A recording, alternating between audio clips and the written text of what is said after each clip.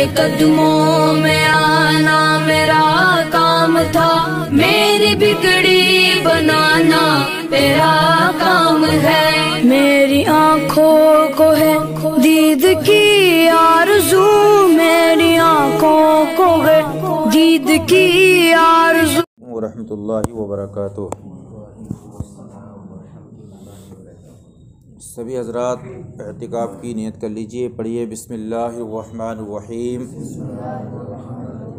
नवैतु सुन्नतल एहतिकाफ़। व अन अब्दुल्लाह बिन अम्र क़ाल क़ाल रसूलुल्लाहि सल्लल्लाहु तआला अलैहि वसल्लम अल कबाइरु अल इशराकु बिल्लाह व उक़ूक़ुल वालिदैनि व क़त्लुन नफ्सी वल यमीनुल गमूस। रवाहुल बुखारी। सरकार के प्यारे सहाबी हैं जिनका नाम है हज़रत अब्दुल्ला बिन उमर। हज़रत अब्दुल्ला बिन बयान फरमाते हैं कि अल्लाह के रसूल सल्लल्लाहु तआला अलैहि वसल्लम ने इरशाद फरमाया कि गुनाह कबाइर में सबसे बड़ा गुनाह अल इशराक बिल्लाह, यानी अल्लाह के साथ किसी चीज़ को शरीक ठहराना है। ये गुनाहों में सबसे बड़ा गुनाह है। माँ सबक में हमने आपके सामने सरकार के प्यारे सहाबी हज़रत अब्दुल्ला बिन मसऊद की एक बड़ी प्यारी हदीस को पेश किया था। तो उसमें भी ये दिया था कि सहाबी रसूल ने पूछा कि अय्यु ज़म्बी अकबरु इंदल्लाह, कि अल्लाह के नज़दीक गुनाहों में सबसे बड़ा गुनाह क्या है। अल्लाह के नज़दीक गुनाहों में सबसे बड़ा गुनाह क्या है। तो आक़ा करीम ने फरमाया अन तदउ लिल्लाहि निद्दा, कि तुम अल्लाह के साथ किसी को शरीक ठहराओ, ये सबसे बड़ा गुनाह है। अल्लाह के साथ किसी को शरीक ठहराओ, ये सबसे बड़ा गुनाह है। इसी में भी यही दिया है। तो सरकार ने फरमाया गुनाहों में सबसे बड़ा गुनाह अल्लाह के साथ किसी दूसरी चीज़ को शरीक ठहराना, ये गुनाहों में सबसे बड़ा गुनाह है। व उक़ूक़ुल वालिदैन, और आक़ा करीम ने फरमाया गुनाहों में सबसे बड़ा गुनाह एक ये भी है कि माँ बाप की नाफरमाबरदारी करना, ये भी गुनाहों में सबसे बड़ा गुनाह है। यानी अल्लाह रब्बुल इज़्ज़त ने मुतअद्दिद आयत करीमा में अपने ज़िक्र के बाद माँ बाप के ज़िक्र को बयान फरमाया। अल्लाह रब्बुल इज़्ज़त कुरान में फरमाता वबिल वालिदैनि इहसाना, ए लोगो तुम अपने माँ बाप के साथ हुस्न सलूक से पेश आओ, अपने माँ बाप के साथ हुस्न सलूक के साथ पेश आओ।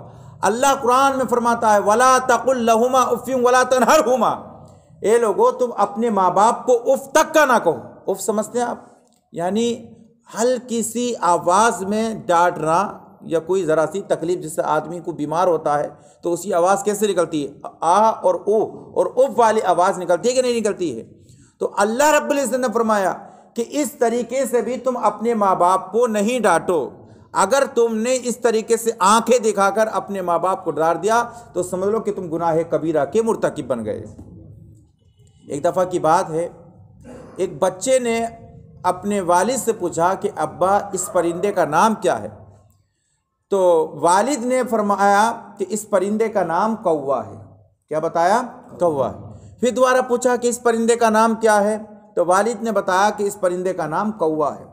यहाँ तक कि तारीख में आता है कि उस बच्चे ने अपने बाप से उस परिंदे का नाम 100 मरतबा पूछा, लेकिन बाप की शफकत मोहब्बत देखिए, बाप को बताते हुए उलझन परेशानी नहीं आई। 100 मरतबा बाप ने बताया कि बेटे इस परिंदा का नाम कौवा है। लेकिन आज वही बेटा जब जवान होता है और उसका वही बाप जब बूढ़ा होता है, तो वो कहावत है कि बुढ़ापे में इंसान की अकल बच्चों की तरह हो जाती है। तो उसी बाप ने पूछा कि बेटे इस परिंदे का नाम क्या है, तो अब वो बेटा कहता है कि अब्बा इसका नाम कौवा है। फिर दोबारा पूछा कि इस परिंदे का नाम क्या है, तो बेटे ने कहा इस परिंदे का नाम कौवा है। तीसरी मरतबा पूछा कि अब बेटे इस परिंदे का नाम, तो अब बेटे को जलाल आ जाता है कि तुम्हारी अकल मारी गई है कि बार बार मैंने तुमसे बताया कि इस परिंदे का नाम क्या है, कौवा है। अब दोनों में आपको फ़र्क महसूस हो गया होगा। ये बाप की मोहब्बतें हैं कि बाप से बेटे ने पूछा तो बाप ने 100 मरतबा बताया है, लेकिन आज वही बाप बुढ़ापे में अपने बेटे से पूछ रहा है तो 3 मरतबा बताने के बाद वही बेटा कहता है ए अब्बा तुम्हारी अकल मारी गई है, तुम सटिया गए हो, तुमने मुझे परेशान करके रख दिया है। मिल्लत के नौजवानों, जब हम कभी है ना, जब हम बचपन हो तो हमें इस चीज़ को भी याद करना चाहिए कि एक दिन जिस तरीके से हमारे बाप को बढ़ा पाया है, एक ना एक दिन हमारे पास भी, हमारे साथ भी, हमारे ऊपर भी बुढ़ापा आएगा। तो वो शेख सादी का मुझे बड़ा अच्छा फरमान याद आ रहा है। आप फरमाते कुआं खोदने वाले के सामने क्या होता है? कुआं होता है। तो जैसा फल आप बोओगे वैसा ही फल उग कर आएगा। आज आप अपने वालिदैन की खिदमत करेंगे तो आप भी एक ना एक दिन वालिदैन बनेंगे, तो आपकी औलाद आपकी खिदमत करेगी।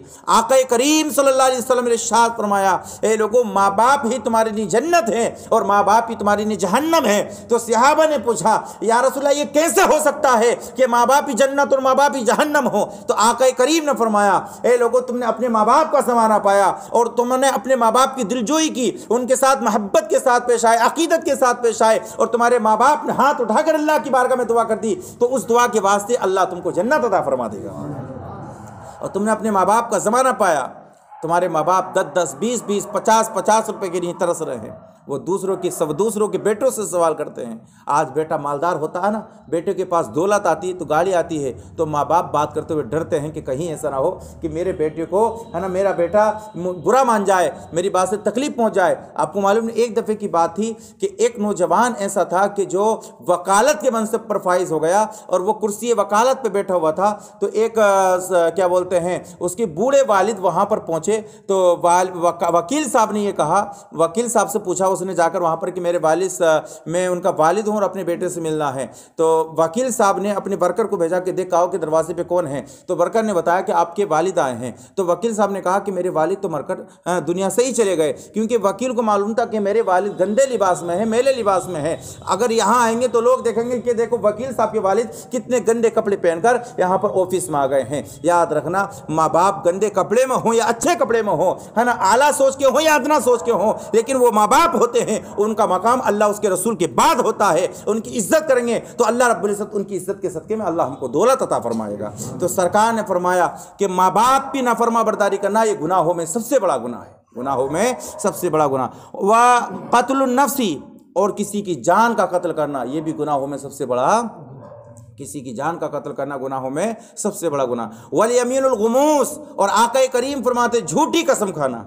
कुछ लोगों की आदत होती है ना कि अल्लाह की कसम, अभी अभी मस्जिद से नमाज़ पढ़ गया, वो अलग बात है, पूरी ज़िंदगी मस्जिद में न गया हो, लेकिन फितरत ऐसे बन गई है अल्लाह की कसम खाना है ना, कि अल्लाह की कसम मैंने ऐसा काम किया है। तो देखिए ये झूठी कसम होती है। तो ऐसी कसम जो झूठी हो उस पर कफ़ारा नहीं होता है, अलबत्ता गुनाहगार होता है। कफ़ारा किस पर होता है? मान लीजिए कि एक आदमी ने, है ना, कोई मामला चल रहा था और उसने उसकी सबूत पर गवाही दे दी और वो झूठी गवाही दी है, और जब बात तोड़ आई तो फिर उसने कहा कि मैंने झूठ बोला था, तो अब ये इसके ऊपर क्या होगा? इस कसम का कफ़ारा लाजिम होगा। लेकिन वैसे ही जो जाने और न जाने में हम झूठी कसम खाते हैं तो ये कसम खाना गुनाह कबीरा में से है। तो हमको चाहिए कि हम अल्लाह के साथ शरीक ठहराने, माँ बाप की नाफरमाबरदारी करने, किसी की जान को कत्ल करने और झूठी कसमों खानों से अपने आप को बचाएं। हम अल्लाह से दुआ करते हैं मौला तबारक व तआला हमारे सुनाने और आपके सुनने को अपनी बारगाह में कबूल फरमाए। अब हदीस का तर्जमा सुनिए। सरकार फरमाते हैं गुनाहों में सबसे बड़ा गुनाह अल्लाह के साथ किसी को शरीक ठहराना है, व उकूकुल वालिदैन, और माँ बाप की नाफरमाबरदारी करनी है, व कत्लुन नफ्सी, और किसी जान का कत्ल करना है, वल यमीनुल गुमूस, और झूठी कसम खाना है। ये गुनाहों में सबसे बड़ा गुनाह है। अब कुछ ऐसे गुनाह हैं कि जो हलाक करने वाले हैं, जो 7 चीज़ें सरकार ने फरमाई हैं, वो कल इंशाअल्लाह ज़िंदगी ने दिया साथ तो हम आपको सुनाएंगे। अल्लाह से दुआ करते हैं मौला हमारे सुनाने और आपके सुनने को अपनी बारगाह में कबूल फरमाए। अल्लाहुम्मा सल्ली अला सय्यदिना व शफीइना व हबीबिना व मौलाना मुहम्मद व बारिक वसल्लिम सलातन व सलामन अलैका या रसूल अल्लाह सल्लल्लाहु तआला अलैहि वसल्लम। अल्लाहुम्मा रब्बना आतिना फिद दुनिया हसनतन व फिल आखिरति हसनतन व क़िना अज़ाबन नार। या अल्लाह या रहमान या रहीम, दिल हमारा मुस्तकीम मौला, हमने नमाज इशा को अदा किया है, उसके बाद तेरे महबूब के प्यारे प्यारे फरमान को लोगों के माबेन हमने पेश किया, मौला इसको कबूल फरमा। या अल्लाह इन हदीस मुस्तफ़ा को हमारे लिए, हमारे वालिदैन के लिए, हमारे घर वालों के लिए, हमारे बच्चों के लिए मौला ज़रिए नजात बना दे। मौला तबारक व तआला हम सब के इल्म और अमल में बरकत अता फरमा। या अल्लाह हम सब के जहनों को कुशादगी अता फरमा। या अल्लाह हमारे चेहरे पे नूर अता फरमा, मरने के बाद हमारी कब्रों में सुरूर अता फरमा। मौला अपने हबीब के सदके में हमारी जमी दुआओं को अपनी बारगाह में शर्फ कबूल अता फरमा। सुब्हान रब्बिका रब्बिल इज्जति अम्मा यसिफून व सलामुन अलल मुरसलीन वल्हम्दुलिल्लाह।